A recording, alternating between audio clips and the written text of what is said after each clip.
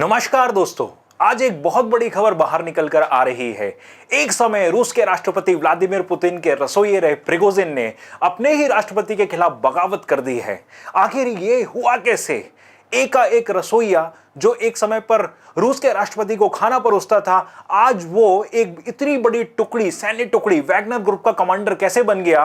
और आज वही सैन्य टुकड़ी रूस के रोस्तोव शहर की तरफ आगे बढ़ रही है और कुछ ही समय में हो सकता है कि वो मॉस्को में भी दाखिल हो जाए। तो आज के लेक्चर में हम ये जानने की कोशिश करेंगे कि जो वैगनर ग्रुप है ये किस तरीके से रूस के रक्षा मंत्रालय के लिए सिरदर्द बन चुका है, और क्या ऐसा हो सकता है कि रूस के राष्ट्रपति व्लादिमीर पुतिन का तख्ता पलट हो जाए। तो आप मेरी स्क्रीन पर जो विजुअल्स देख रहे हैं उसमें प्रिगोजिन की ये कॉम्बैट जो ड्रेस है उसमें फोटो देख रहे हैं, और प्रिगोजिन का एक ऑडियो चल रहा है जिसमें उन्होंने रूस की सेना के ऊपर कई सारे आरोप लगाए हैं। आरोप प्रत्यारोप का दौर पिछले एक महीने से चल रहा है, लेकिन आज जो बगावत हुई है उसमें प्रिगोजिन का जो वैगनर ग्रुप है ये मॉस्को तक पहुंच चुका है। तो पूरी खबर का डिटेल्ड एनालिसिस करते हैं और जानने की कोशिश करेंगे कि आखिर ये रूस में क्या चल रहा है। दोस्तों, आपको पता होना चाहिए कि जिस तरीके से रशिया पिछले 1.5 साल से यूक्रेन वॉर में इन्वॉल्व है, रशिया को कई तरह की हानियों का सामना करना पड़ा है। रशिया के जो ट्रेन सोल्जर्स हैं वो काफी बड़ी तादाद में मारे गए हैं, और कई सारे यूक्रेन के ऐसे इलाके हैं जहां से रशिया के सोल्जर्स को पीछे खदेड़ दिया गया है। अब जब रशिया को लगने लगा कि कुछ ऐसे इलाके हैं जहां पर युद्ध लड़ना मुश्किल हो रहा है, तो रशिया ने मर्सनरीज का सहारा लेना शुरू किया। अब दोस्तों, आपको पता होना चाहिए कि कई सारे ऐसे लोग होते हैं जो पैसे के लिए लड़ते हैं, ऐसे लोगों को मर्सनरी कहा जाता है। और ये जो मर्सनरी हैं इनकी सेवाएं रूस के राष्ट्रपति ने खुद से कहीं ना कहीं शुरू की थी। अब इन्हीं में से एक मर्सनरी ग्रुप बना वैगनर ग्रुप, और इस वैगनर ग्रुप को प्रिगोजिन ने लीड किया जो रूस के राष्ट्रपति के रसोइया हुआ करते थे। अब मर्सनरी ग्रुप को कहां कहां पर रूस ने इन्वॉल्व किया, इसको समझने के लिए आपको यूक्रेन का मैप देखना पड़ेगा। और यूक्रेन के मैप में एक एरिया है सोलेडोर। सोलेडोर एक ऐसा एरिया है जहां पर रूस की सेना काफी कमजोर हो गई थी, और यूक्रेन के जो राष्ट्रपति हैं जेलेंस्की, उन्होंने आरोप लगाया था कि पुतिन सोलेडोर में अपने सैनिकों को लगातार मरवा रहे हैं, वो आग से खेल रहे हैं। अब ऐसी स्थिति को देखने के बाद पुतिन ने फैसला लिया कि वो एक मर्सनरी ग्रुप जिसे वैगनर ग्रुप कहा जाता है उसको सोलेडोर भेजेंगे, और वहां पर अब जो रूस की ऑफिशियल सैनिक हैं वहां से वापसी करेंगे। सोलेडोर में जैसे ही वैगनर ग्रुप पहुंचा, इसने अपनी पूरी ताकत लगा दी। ऐसा माना जा रहा है कि ये जो ऑफिशियल अनऑफिशियल मर्सनरी ग्रुप है इसमें 50,000 लड़ाके इन्वॉल्व थे इस लड़ाई में।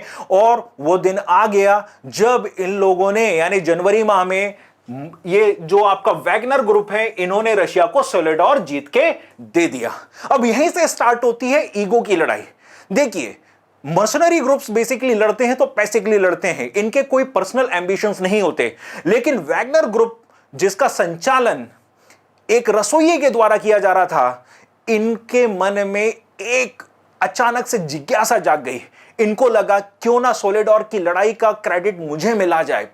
अब जब क्रेडिट की बात आई तो रूस के रक्षा मंत्रालय ने साफ तौर पर इनको मना कर दिया। इनको कहा कि ये जो लड़ाई जीती गई है ये रूस के सैनिकों द्वारा जीती गई है, और पूरा का पूरा जो श्रेय जाएगा रशिया की डिफेंस मिनिस्ट्री को जाएगा। इसलिए सोलेडोर की लड़ाई का क्रेडिट इस मर्सनरी ग्रुप यानी वैगनर ग्रुप को नहीं दिया गया।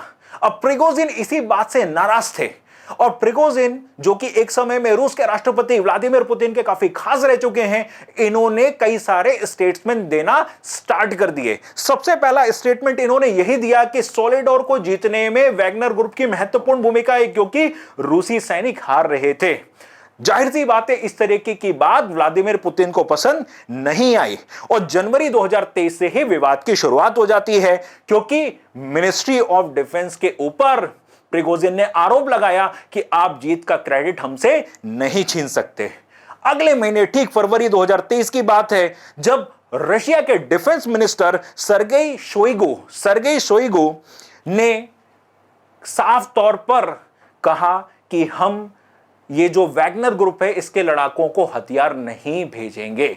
अब एक्चुअली ये जो मीटिंग हुई थी रशियन कैबिनेट की, उसमें ये फैसला लिया गया कि ये जो वैगनर ग्रुप के लड़ाके हैं इनको जो टास्क दिया था वो टास्क पूरा हो चुका है, अब इनको हम हथियार नहीं भेजेंगे।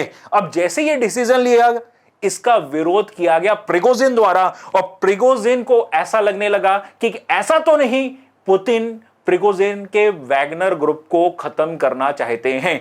तो यह विवाद और बढ़ा और 5 मई 2023 आते आते एक जगह जहां पर लड़ाई लंबी चल रही थी, बाखमुत की लड़ाई में भी वैगनर ग्रुप इन्वॉल्व था और ऐसा माना जाता है कि बाखमुत को जीतने में वैगनर ग्रुप की इंपॉर्टेंट भूमिका रही है। जैसे ही बाखमुत जीता गया, वैसे ही रशिया ने अब फैसला कर लिया था कि या तो वैगनर ग्रुप के लड़ाके ऑफिशियल तौर पर रशिया की सेना में शामिल हो जाएं, नहीं तो इनको अब यूक्रेन से बाहर कर दिया जाएगा। यहां पर वैगनर ग्रुप को लगातार हथियारों की किल्लत होने लग गई थी और फिर आरोप प्रत्यारोप का ऐसा दौर चालू हुआ कि वैगनर ग्रुप ने आरोप लगाया रशिया के डिफेंस मिनिस्टर पर कि इन्होंने इनके सैनिकों को बाखमुत से बाहर निकलने के दौरान मारने की कोशिश की।